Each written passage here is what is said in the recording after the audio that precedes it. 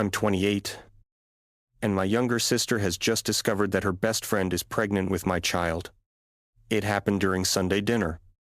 Not in a quiet conversation. Not after a carefully prepared speech. Not while Kate and I held hands and calmly explained that we loved each other and planned to raise the baby together. No.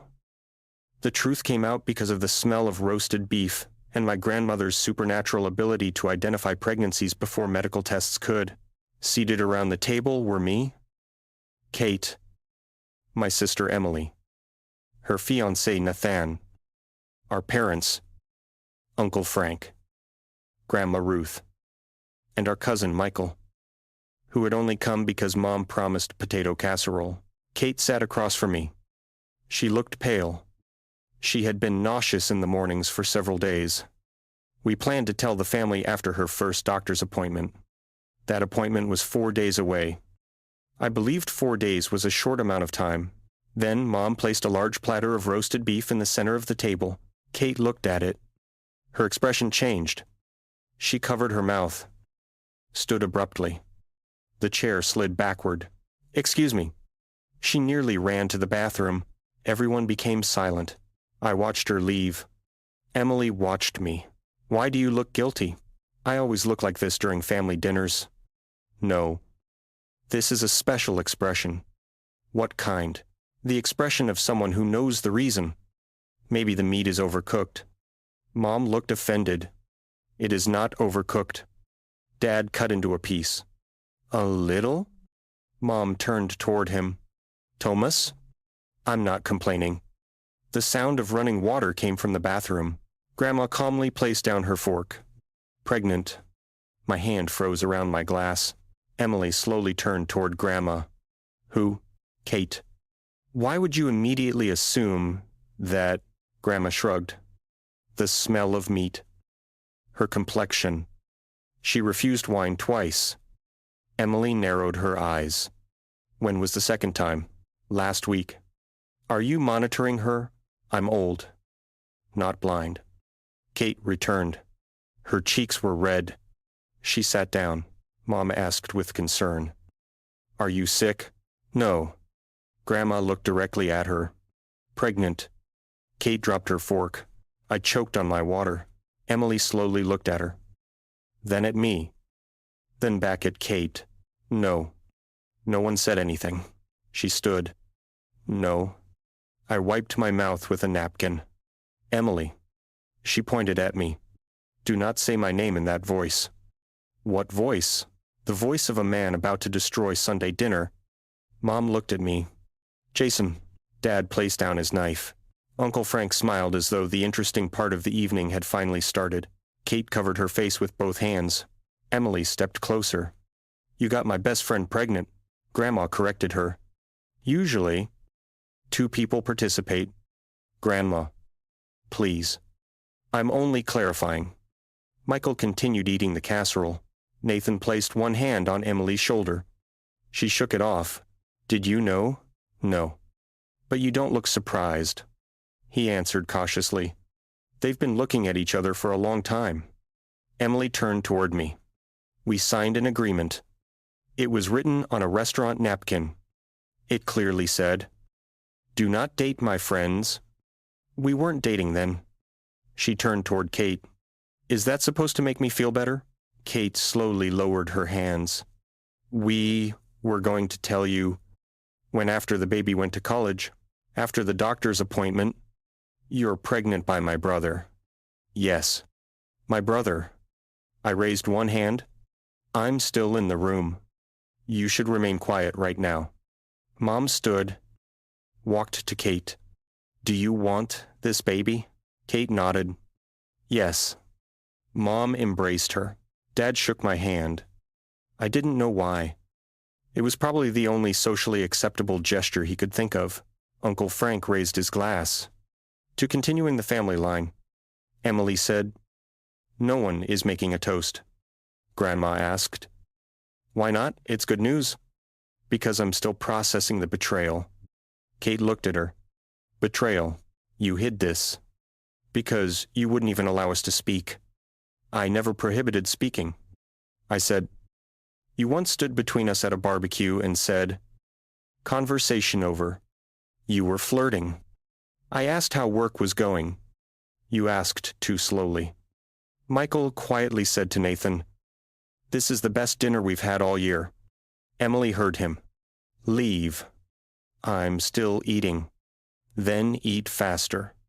To understand why my sister's best friend becoming pregnant created a family crisis, we need to go back almost 10 years.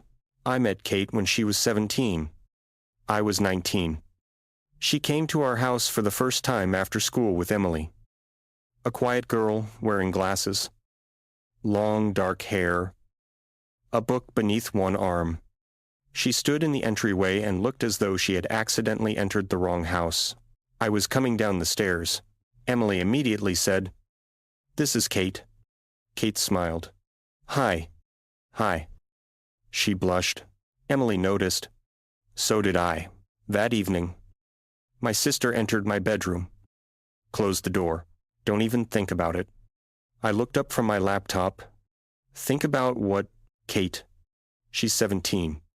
Exactly. I'm not thinking about anything. Good. You came here to prevent a thought that doesn't exist. Preventive measures.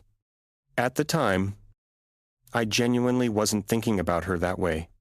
Kate was a high school student. My sister's friend. She was constantly at our house. Did homework with Emily. Joined our family at the lake. Helped Mom cook during holidays. After several years, she stopped feeling like a guest. She became almost part of the family. I left for college, then returned. Became a fire inspector. Kate graduated from college and also returned to town. She became a pediatric physical therapist. When I saw her again, after several years, the category of my sister's friend suddenly stopped working. It happened at Emily's birthday dinner. I entered the restaurant. A woman in a green dress sat beside the window. Her dark hair was shorter. She wasn't wearing glasses. She laughed at something Nathan said. I stared longer than I should have. Then she noticed me. Stood. Jason. I recognized her only from her voice. Kate, she smiled. You don't recognize me. I do. You sound uncertain. You've changed. Emily appeared beside us. Looked at me. Then at Kate. Immediately said, "No." I frowned. "No what?" "Whatever is happening on your face?" Kate blushed. "Nothing is happening." Then especially no. From that day, tension began between us that we both pretended not to notice. At family gatherings, we ended up beside each other. Kate asked about my work. I asked about the children at her clinic. She spoke calmly, but her eyes came alive. She loved helping children move again. One day, I asked, "Is it difficult, sometimes, when progress is slow, when the parents blame themselves? What do you tell them? That the child doesn't need guilty adults right now? The child needs adults who are present." I remembered that sentence. Kate was gentle, but not weak. If someone pitied instead of supporting them, she corrected it directly. If a coworker tried speaking over her, she stopped them. Yet she could still blush from a simple compliment. At one family dinner, she arrived wearing a blue dress. I said, "You look beautiful." She froze. "Thank you." Emily, standing between us with a salad bowl, said, "No." I gave her a compliment. "Exactly," Kate asked quietly. "Am I no longer allowed to look beautiful?" Emily stared at her. "You can." "He isn't allowed to notice." I worked as a fire inspector. I inspected restaurants, schools, offices, warehouses, emergency exits, fire alarms, suppression systems. Half my work consisted of explaining to business owners that an emergency door needed to open. One cafe owner had placed 10 boxes in front of one. He said, "They're temporary." I asked, "For how long?" 2 months. "That isn't temporary. That's furniture." I liked my work, but not the reports. I felt best during public training events, when I visited schools, showed children what to do during a fire, how to check a door, why they shouldn't hide. Children ask strange questions. What if the fire is inside the refrigerator? What if the cat refuses to leave? What if a firefighter is afraid of fire? I answered, laughed. But the community education coordinator position paid slightly differently. I had seen the vacancy several times. Never applied. I considered inspection more serious, more stable. Kate always noticed how my voice changed when I spoke about school programs. But that came later. At first, we spent years avoiding the obvious. Kate dated other men. I pretended not to be jealous. One day, she came to a picnic with a doctor named Daniel. He was polite, successful, looked far too good in a button-down shirt. I hated him without reason. Kate approached the grill. You burned the burger. It's well done. It's black, new style. She looked at me. Are you okay? Excellent. You're holding the tongs as though you want to hit someone. Work stress.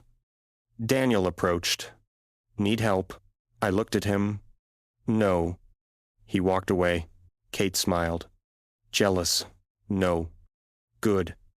Why is that good? I was only asking. She left. I burned 2 more burgers. I had several brief relationships. 2. Kate became quieter, but no one said anything. Emily continued enforcing her rule. When she drank, she occasionally said, You two are too attractive, standing together. Separate. Nathan once asked, Why won't you allow it? Because if they break up, I'll lose one of them. What if they don't? Emily looked at him as though he had suggested gambling with the family. We don't take that risk. The turning point came after her engagement. Nathan proposed. Emily said yes. Then organized a small party at a house near the lake. Family. Close friends. Kate helped decorate. I handled the grill. The day was warm. By evening, the sky became dark. Kate arrived wearing a light summer dress. I looked at her. She noticed. Approached. What? Nothing. You're staring. You look beautiful. She blushed. You shouldn't say that. Why? Because I'm Emily's friend. You're also your own person. She froze. Emily appeared carrying a tray. No. I turned. What now? I don't know. But I sense a violation. Kate picked up a glass. We were discussing my individuality. Even worse. The party went well. Nathan gave a speech. Emily cried. Mom cried. Uncle Frank cried. 2. Although he blamed smoke from the grill. Later, a storm began. The guests started leaving. A tree fell across the road. Police blocked the exit. The lake property consisted of 2 small buildings. Emily and Nathan had already gone to the guest cottage on the opposite side of the property before the tree fell. I stayed to clean. Kate did, too. Everyone else managed to leave. We ended up alone. There were 2 bedrooms. No need to share a bed. No alcohol. No accident. We could have quietly gone to separate rooms. We didn't. We sat in the kitchen. Rain struck the windows. The lights flickered. Kate drank tea. I drank coffee. She stared into her cup. Can I ask you something? Of course. Have you ever considered me as a woman? I stopped breathing. What? Not as Emily's friend. Not as the girl who was always at your house. As a woman. I could have lied. But I was tired. For the past several years. Far too often. She lifted her eyes. Then why didn't you do anything? Emily would kill me. Kate laughed. Very romantic. And because I don't want to destroy your friendship, you decided silence was safer. Yes. For whom? I didn't answer. Kate placed down her cup. I had a crush on you in high school. I knew. Of course you knew. You blushed every time I entered a room. I was 17. Exactly why I never did anything. And later, I stared at her. Later you left. I came back. You became an adult? And you became a problem. She smiled. A good one. A serious one. Kate moved closer. I tried to outgrow it. Did you? No. She stood in front of me. My heart beat too quickly. What if we stopped living according to Emily's fear for once? She may sense it from a distance. Let her. Kate kissed me first. Softly, but confidently. I placed my hands on her waist. Pulled away. Are you sure? She looked at me. I'm 26. I know. And I'm tired of waiting for you to stop seeing me as a child. I don't. Then kiss me properly. I did. Everything afterward was voluntary. No alcohol. With protection. Without graphic detail. Years of suppressed desire finally surfaced. But there was tenderness. 2. We constantly checked in. Laughed. Kate was shy at first. Then the bold part won. I woke beside her the following morning. She lay against my chest. Light came through the curtains. For several seconds, everything was perfect. Then Kate's phone vibrated. A voice message from Emily. She played it. I hope you slept in separate rooms. I'm serious. Jason. Don't even think about violating the agreement. We looked at each other. Kate covered her face with a pillow. She sensed it. I said, she has a family radar. What do we answer? The truth. Kate sat up sharply. Now. No. Thank you. We didn't pretend nothing had happened. That same day, I said, I want to take you on a date. She smiled. After last night. Especially after last night. Emily will find out. Not today. So, secretly, until we understand what this is? Kate agreed. Our first date took place at a restaurant outside town. We chose a location where the chance of seeing Emily was minimal. At least, that was what we believed. We sat in a corner. Kate looked nervous. This is ridiculous. What is? We've known each other for 10 years. But this is our first date. I can ask your favorite color. You know it. Favorite food. You know that. 2. Then this relationship is progressing too quickly. She smiled. Her phone rang. Video call from Emily. Kate froze. Don't answer. If I don't, she'll call again. She accepted. Hi. My sister appeared on screen. Where are you? At a restaurant. With whom? Alone. I sat outside the camera frame. Kate held the phone so I wouldn't appear. A server placed potatoes on the table. I automatically took one. My hand appeared on screen. Emily narrowed her eyes. Whose hand was that? Kate froze. The server's. The server is stealing your potatoes?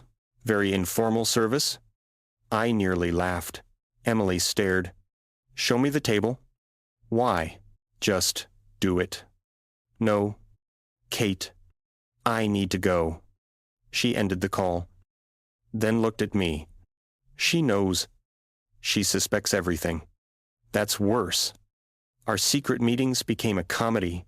One morning after Kate stayed at my apartment, Emily arrived without warning to return a food container. She knocked. I opened the door. Kate hid in the bathroom. Emily entered. Put down the container. Saw women's shoes. Whose are those? Mine. She looked at the size 6 shoes. Did your feet shrink? After winter. What? A sneeze came from the bathroom. Emily slowly turned. Are you hiding a woman in the bathroom? Plumbing. The plumbing sneezes. Pressure. She walked toward the door. I stood in front of it. Private area. There are no private areas in my family when agreements are being violated. Kate texted from the bathroom. I'll climb out the window. I replied. Third floor. She wrote, "Then I die free." Emily looked at my phone. "Who are you messaging?" "The plumber." At that moment, Kate's phone rang inside the bathroom. A ringtone Emily knew. Silence. Emily closed her eyes. "No?" Kate came out wearing my t-shirt. "Hi." Emily stared at her. Then at me. "I'm going to kill both of you," Kate said. "We were planning to tell you. When? After the wedding? Possibly. Mine or yours. We still weren't ready to explain everything. We said we had only started dating." Emily paced through the apartment. "I warned you. We're 28 and 26. I said, age does not erase betrayal." Kate said, "We didn't betray you. You hid it because you react like this." Emily stopped. "What happens if you break up?" Kate answered. "Then we handle it like adults. And what about me? These are not your relationships." The sentence hurt her. Emily left. But several days later, she calmed down. More accurately, she entered surveillance mode. She said, "I don't approve." Nathan asked, "But you accept it." "I am temporarily not interfering." I said, "That is still interference." She pointed at me. Quiet. Kate and I quickly understood that our connection wasn't only years of suppressed desire. We were good together in ordinary life. She suggested dates herself. Didn't wait for me to organize everything. After my late inspections, she brought food. I met her after difficult shifts at the clinic. She told me about the children. Sometimes cried if progress was especially difficult. I didn't try to fix everything immediately. I listened. One day, she said, "Thank you." "For what?" "You didn't tell me everything would be fine." "Will it?" "I don't know." "Then it would have been meaningless." She kissed me. Kate didn't treat me like her friend's older brother. She argued. Joked. If I was wrong, she told me. If she wanted to stay, she said so directly. Our intimate life remained active, voluntary, mutual. We used protection. Which was why when nausea began 6 weeks later, pregnancy wasn't our first thought. Kate blamed stress. She worked a lot, slept badly, then noticed she was late. Bought a test. Took it at home. 2 lines, then a second test. The same result, then a third. Because according to her, the first 2 were suspiciously consistent. She called me. "Can you come over?" Her voice sounded strange. "What happened?" "Just come." I arrived in 15 minutes. She sat in the kitchen. 3 tests lay on the table. I stopped. Stared at them. Then at her. "You're pregnant," according to the collective opinion of the sticks. I sat down. For several seconds, I said nothing. My mind contained everything at once. A baby. Kate. Emily. The apartment. Work. Money. Timing, she said nervously. "Say something." "I'm trying to choose between wow and a panic attack." Kate laughed, then immediately cried.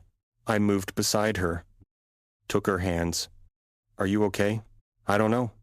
"What do you want?" She looked surprised. "You aren't going to tell me what to do. It's your body. Our baby." "Yes. But first, you." She breathed deeply. "I want to keep it." "Are you sure?" "I'm afraid. But yes." A strange calm settled inside me. Not because the fear disappeared. Because the decision became clear. Then I'm with you. Out of obligation. No. She watched me. Because I want you and the baby. Kate pressed against me. We sat in the kitchen. Cried. Laughed. Then I made a mistake. The following day, I bought a ring. Not because I didn't love her. I did. But the ring was panic inside a box. I came to her apartment. Lowered myself onto one knee. Kate stared. "What are you doing?" Kate Lawson and I, no. I froze. No. Stand up? Why? Because you learned about the pregnancy yesterday? I love you. Probably. Probably. You do. But right now? You can't separate love from fear and responsibility. I wanted to argue. She continued. I don't want to spend my life wondering whether you would have proposed if the test had been negative. Yes. You don't know that. I do. Then you can propose later. She closed the box. Handed it back. Stay with me. Be a father. But don't marry the pregnancy. The words hurt. But she was right. I stood. You're rejecting me. I'm rejecting the moment. That's more complicated. I'm a pediatric physical therapist. I like complicated phrasing. She kissed me. Keep the ring. You're sure? Yes. We decided to wait until the first appointment. Hiding the pregnancy from Emily was nearly impossible. Kate refused wine at dinner. Emily immediately asked, Are you pregnant? Kate choked on water. Why would you immediately ask that? You never refuse this wine. I intervened. Maybe she's driving. Emily turned toward me. How do you know how she arrived? I realized the mistake. I guessed. She stared suspiciously. Another time. Coffee made Kate nauseous. Emily began counting dates aloud. At the lake. You two stayed.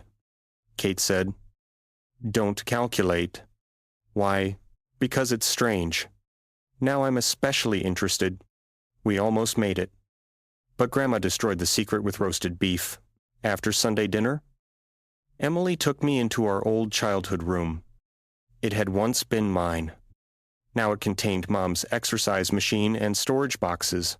She closed the door. You're serious? Yes. You love her? Yes. For how long? Longer than I admitted. Why did you hide it? Because you turned my private life into restricted territory? I wanted to protect the friendship. Kate isn't your property. Emily recoiled. I never said that. You acted like it. What happens if you break up? I don't know. Exactly. People still enter relationships. Not with their sister's best friend. That isn't a law. There was an agreement on a napkin. Signed. You wrote my signature yourself. She became silent. That doesn't matter. It does. Emily sat down. Suddenly, she stopped looking angry. She looked frightened. I don't want to lose Kate. I softened. Neither do I. You're my brother. I can't get rid of you. Very touching. But she can leave. That's why I tried to forbid it. Yes. You could have lost her sooner because of that. She wiped her eyes. I was the last person to know. That was our mistake. Mostly hers. No. Ours. Kate visited her alone 2 days later. Without me. She told me about it afterward. Emily opened the door. They stood there for a long time. Kate said, You're my best friend. Then why didn't you tell me? Because I knew you would turn my feelings into a question about yourself. Emily cried. That's cruel. But true. They spoke for several hours. Kate explained she wasn't asking permission, but she wanted to preserve the friendship. Emily admitted she was afraid. Eventually, they embraced. Emily created a new rule. No details. Kate answered. Agreed. None. Yes. 1 week later, Emily called and asked about the lake. Then immediately shouted, No, don't answer. Pregnancy turned me into an excessively active future father.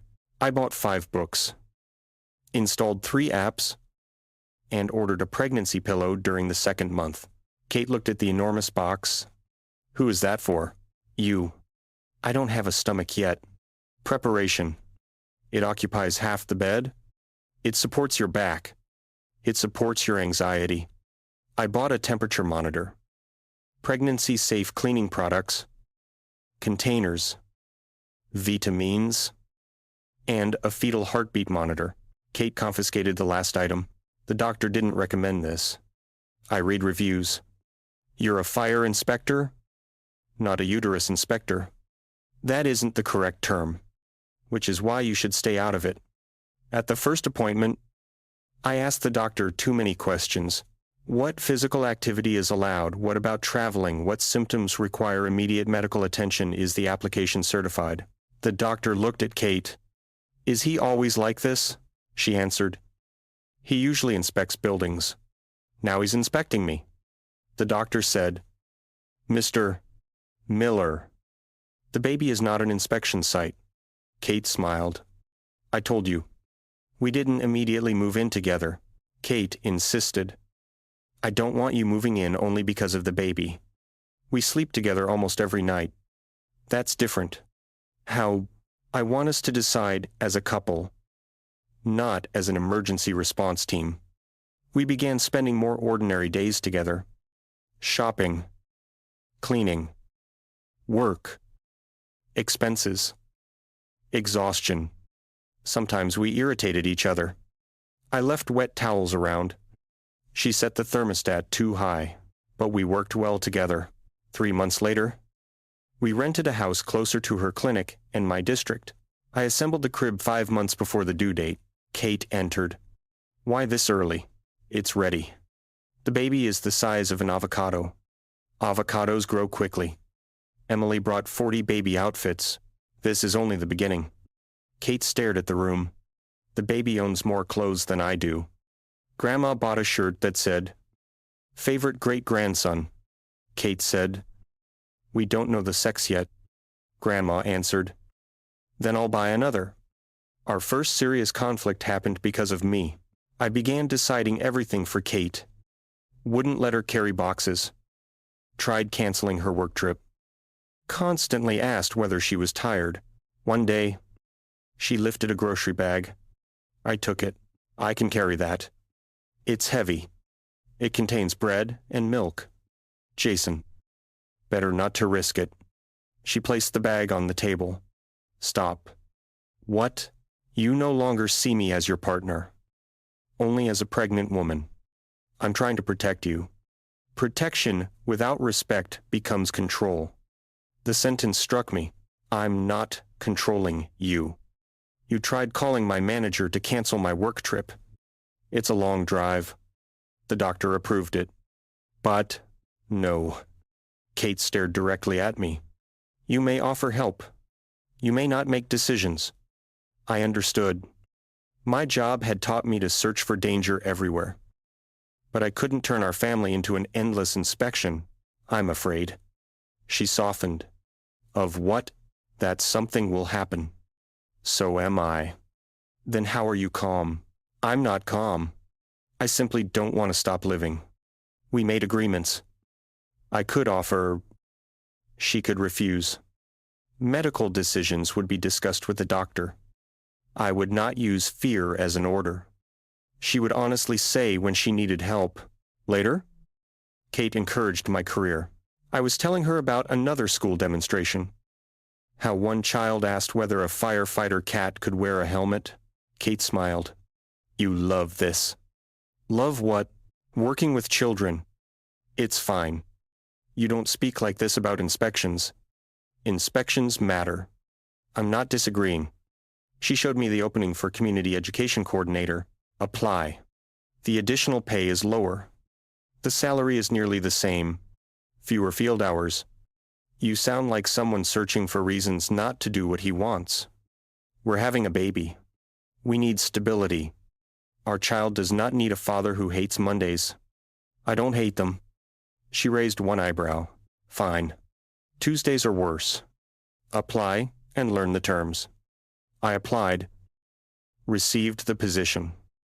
Started working with schools, community centers, and conducting educational programs. For the first time, I came home with stories instead of complaints. Labor began during Emily's school event. Kate was seated in the auditorium. Then calmly stood. Walked toward me. I think it's time. What? My water broke. Emily heard. Shouted. The baby. Every parent turned. Kate covered her face.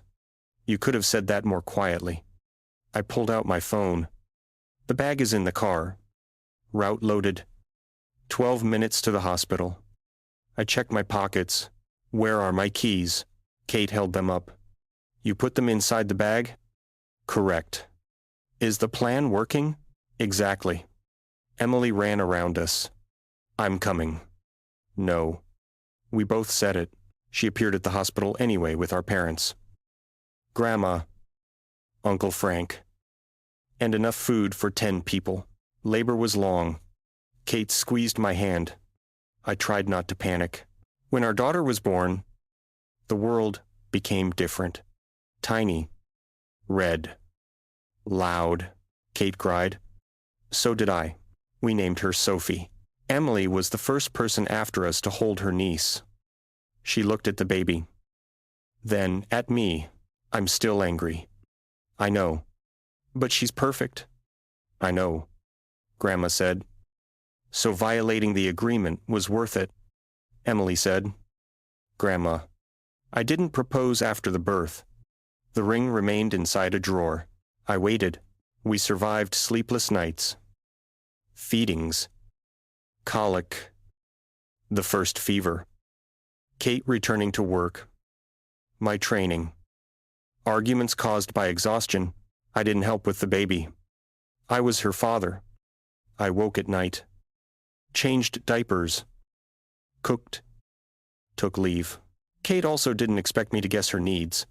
She said when she needed help, 1 year after Sophie's birth, I arranged a trip to the lake house. The same one. Emily helped. That was her final acceptance. Photographs hung inside the house, our first official date. The pregnancy. Ultrasound pictures. Sophie's birth. Ordinary moments. Kate entered. Saw everything. What did you do? This time it isn't panic. She smiled. I took out the same ring. Lowered myself onto one knee.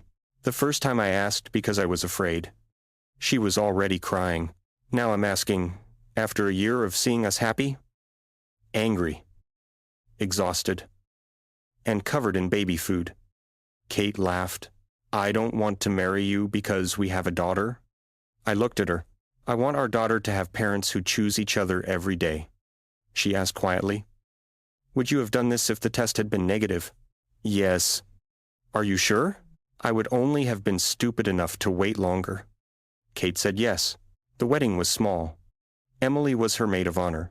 During her speech, she said, For years, I prohibited my brother from dating my friends. Apparently. The rule had no legal authority. I called out. I told you, she answered. No one asked for commentary. Sophie carried the rings inside a small wagon. Grandma made a toast. Far too direct. Emily covered her ears. Several years later, we had a son named Luke. Kate continued working as a pediatric physical therapist.